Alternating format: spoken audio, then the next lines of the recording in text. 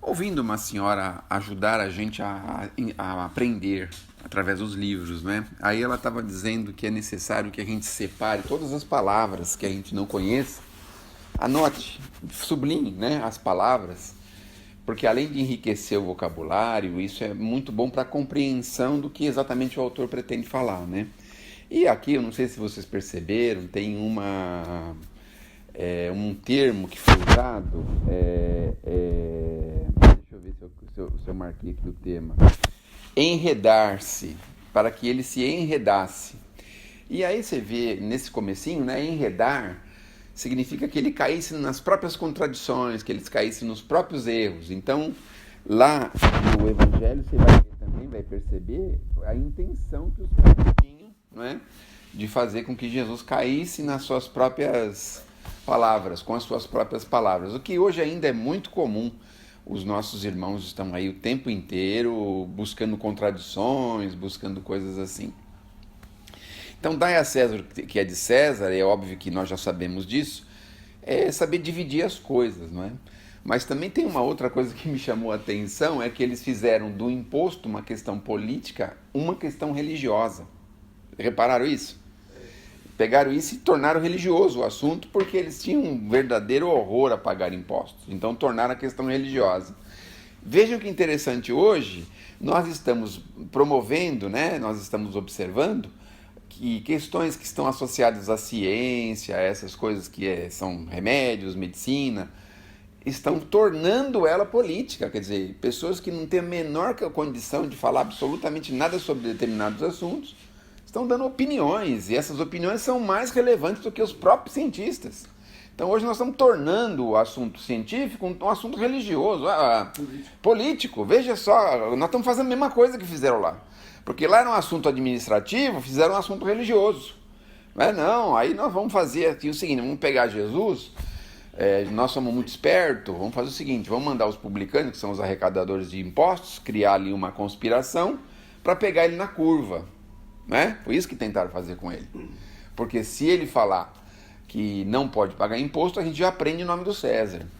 E se ele falar que tem que pagar imposto, a gente insufla os judeus a atacar ele porque ele está indo contra a religião. A ideia religiosa deles na época, né? Então, vamos colocar hoje, no dia de hoje, ó, se o fulano falar que tal medicamento é bom, a gente já aprende falando que não tem comprovação científica. Se determinado fulano falar que é bom o remédio, a gente aprende porque não tem. Se falar que não é bom, aí a gente fala, mas você não tem humanidade, você não quer salvar ninguém, você está matando todo mundo, né? Porque não tem outra opção, então é isso que a gente vai fazer com você. Então a gente tem percebido que isso é uma coisa que ao longo dos anos os seres humanos vão fazendo esses cruzamentos tão impróprios, né? E misturar os assuntos, que é uma coisa perigosíssima. Quando a gente mistura os assuntos, gera essa confusão. Então, o que a gente percebe aqui é que Jesus separa muito bem as coisas. Porque nas palavras dele era o seguinte, eu tenho isso muito claro, meus queridinhos, meus filhinhos, meus irmãozinhos menores, seus bobinhos. Tenho isso muito claro, porque eu não estou aqui pela primeira vez. Porque eu já conheço isso das leis universais. E o que ele fala? Vamos fazer o seguinte, vamos fazer uma brincadeira? Vamos brincar? Vamos, pega uma moedinha aí. Pega a moeda, quem que tá aí na moeda? É do César, então dá pra ele, é dele a moeda, né? Vocês não são tontos? Será que vocês não entendem? Então é o que o Cristo responde pros caras, né? Porque queriam pegar ele na curva e falar assim, mas isso é um assunto religioso?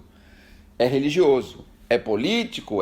Não é político? É administrativo? É administrativo, não é político, é outro assunto. Então é isso que de vez em quando a gente quer fazer, né? Misturar as coisas e aí dá essas confusões, essas dificuldades grandes.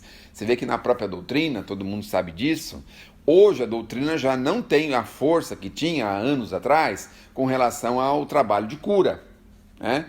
Hoje nós estamos num trabalho mais profundamente de esclarecimento e não propriamente de cura física, né? Física. Porque ao longo desse tempo todo, lógico que nós, com a nossa cabecinha tão limitada, o que nós fizemos?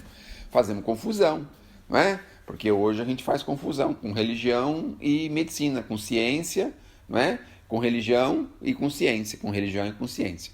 Veio Kardec e falou assim, ó, ciência, a doutrina espírita, ciência, filosofia e religião. São 3 pilares, mas cada um tem a sua atenção. Um ajuda o outro, óbvio que um ajuda o outro, né?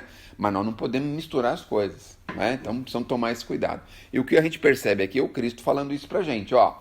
O que são coisas religiosas, associadas à parte moral, espiritual, é uma coisa. O que é coisa material, é coisas da terra, coisas aqui, é outro assunto, é outra coisa. Mas aí a gente volta numa outra interferência de Jesus, que é a seguinte. Praticamente todas as passagens de Jesus são associadas à agricultura, né? A parábola do semeador, né? Tem uma série de colocações de Jesus que são associados à produção agrícola, né? À vida agrícola. Mostarda. E a semente de mostarda, né? E por que ele tem essa postura diante dos seus ensinamentos? Das coisas da terra, né? Que é aqui da terra, é chão é chão. Primeiro porque nós teríamos muita dificuldade de entender coisas maiores. Esse é o primeiro ponto. Mas o segundo ponto é o seguinte, para a gente entender, é que essas coisas, por mais que o homem se evolua, por mais que exista aí um processo de evolutivo gigantesco, nós ainda vamos necessitar, vamos viver, todos os encarnados vivem sob a bênção da terra, sobre a produção da terra, sobre o trabalho efetuado na terra, que é a agricultura, né? Associados ao agro, à agricultura, né? Então a gente percebe que mesmo dando esses exemplos associados à terra, tinha o contexto de mostrar o seguinte: olhem a natureza, verifiquem a natureza, vejam a distinção e o aprendizado que ela nos dá, não é? A sua resignação, a sua vontade de se regenerar. Então você estraga alguma coisa, a própria natureza tem força para se regenerar, não é? Então olhem a necessidade que a gente tem de perseverar, de continuar, de não desanimar. Então todas essas informações, a natureza grita para a gente sobre isso. Tá?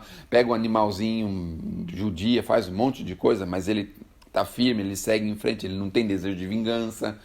Não tem pensamento? Não, mas a natureza mostra isso pra gente, não é? Então tem uma série de coisas. O sol nasce todos os dias, é super disciplinado, tem o seu horário de sair, de voltar, essas coisas. Então a gente vai percebendo que na natureza a gente consegue aprender muita coisa. Então é assim, nós temos que separar, mas temos que aproveitar, porque também numa outra passagem, é assim, o Emmanuel fala pra gente um negócio interessante, né? Que a gente tem que dar a César o que é de César, né? Que a gente não pode colocar, não podemos fazer essa confusão. Aí ele fala assim, bom, a gente não pode fazer a confusão, mas a gente pode fazer o seguinte, a gente pode colocar o César a serviço de Deus, ou seja, os recursos amoedados a serviço do nosso desenvolvimento espiritual, religioso, não é? Que é através do quê? Daquele elo de ligação que se chama caridade. Então nós podemos usar de recursos nossos ou de outrens e produzir coisas positivas para os nossos semelhantes, e isso vai nos capacitando pouco a pouco com o desprendimento, com o amor ao próximo e com outros requisitos muito importantes que nós precisamos ter no nosso dia a dia, tá certo? Então, dar a César o que é de César é basicamente isso. E nessa questão do Livro dos Espíritos, aí a gente viu que não é o órgão que faz o homem, quem faz o homem é o espírito, né? Mas a gente vai percebendo hoje com a genética humana que o homem transfere de um para o outro condições genéticas. Então, quando o espírito precisa daquela situação genética, então ele se aproxima daquele que pode lhe oferecer aquela possibilidade genética. Então, por que o filho nasce parecido com o pai e tal? E às vezes até em algumas trajetórias, em algumas partes da vida, eles têm mais ou menos as mesmas experiências, né? Bate a cabeça mais ou menos do mesmo jeito, porque aquele espírito é efetivamente atraído por conta daquela necessidade que ele tem de conviver com aquela dificuldade que o pai lhe pôde oferecer, especialmente na área genética, na área física, na área do corpo, né? O pai tem problema no coração, aí nasce o filho, o neto, o bisneto, todos mais ou menos tendo o mesmo problema, mas é porque todos eles precisam dessa experiência, não é só o paizão lá que tem. Quando a gente não tem necessidade daquela experiência, obviamente a gente não herda a genética deletéria, porque nós não temos compromisso com aquilo. E isso é real porque você vê que numa mesma família, 2, 3 filhos, a gente percebe, né? Que cada um vai para uma determinada direção. Então, tem uns que seguem mais ou menos o que o pai faz, outros vai para outra coisa, outros não querem nem saber, não estão nem aí, e é exatamente por essa razão. Então, a gente vê que não é o órgão propriamente dito que faz a gente, né? Dizer, puxa vida, eu sou o Sérgio que eu sou hoje porque eu nasci com defeito de fabricação, né? Na verdade, não é bem um defeito de fabricação. A verdade é a falta de construção, falta de perseverança em determinadas coisas, excesso de preguiça em outras. Então, isso vai formando quem a gente é hoje, o Sérgio que é hoje, não é?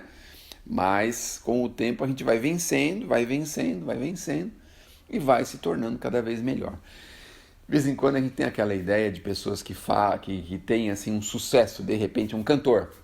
Ah, o cantor aí tem uma vozinha rouca, mas de repente o cara estourou aí, todo mundo atrás dele, e aí vendeu não sei quanto e não sei o que, ficou rico e tal, né? Mas às vezes aquela construção já está vindo de muitas encarnações. Então ele está construindo aquilo, construindo, construindo. E aí nessa encarnação chega o momento da consagração dele. Não é? De toda aquela construção que ele havia feito. Então ele tem facilidade de compor, ele tem facilidade com algum órgão, algum instrumento, ele tem facilidades que hoje ele foi consagrado, ou seja, ele foi é o desenvolvimento que foi realizando até chegar no ponto que nós estamos. Eu me lembrei disso por causa do Rod Stewart, porque o Rod Stewart tem uma voz rouca, né? Meia rouca assim, né? E ele trabalhou de coveiro, veja só. E hoje o homem que é, né? E todo esse sucesso que ele tem, e a gente chega a essa conclusão, quer dizer, ele foi construindo, construindo e chegou à encarnação da consagração dele. Como vai chegar de todos nós em determinadas linhas e direções. Então, é por isso que nós não podemos deixar de trabalhar, deixar de fazer, deixar de realizar, porque chega sempre o momento da consagração disso que nós estamos nos empenhando. Então, por exemplo, no meu campo profissional, por exemplo, eu me sinto um advogado medíocre. Mas, quem sabe na próxima encarnação, com um pouco de mediocridade de uma anterior, com um pouquinho mais de mediocridade de uma futura, a gente começa a deixar de ser tão medíocre para ser um pouquinho mais aprofundado nos assuntos. E assim vai somando, né? Vai somando. Então, a gente vê um jovenzinho, por exemplo, que tem um conhecimento, tem um entendimento, tem umas coisas assim tão fortes. Não é porque ele tem facilidade de ler, de aprender, porque ele se dedicou, isso e aquilo. Não é só por isso. Mas é porque ele já traz uma soma, né? Uma soma passada. Desculpe, já estou exagerando. 12 minutos.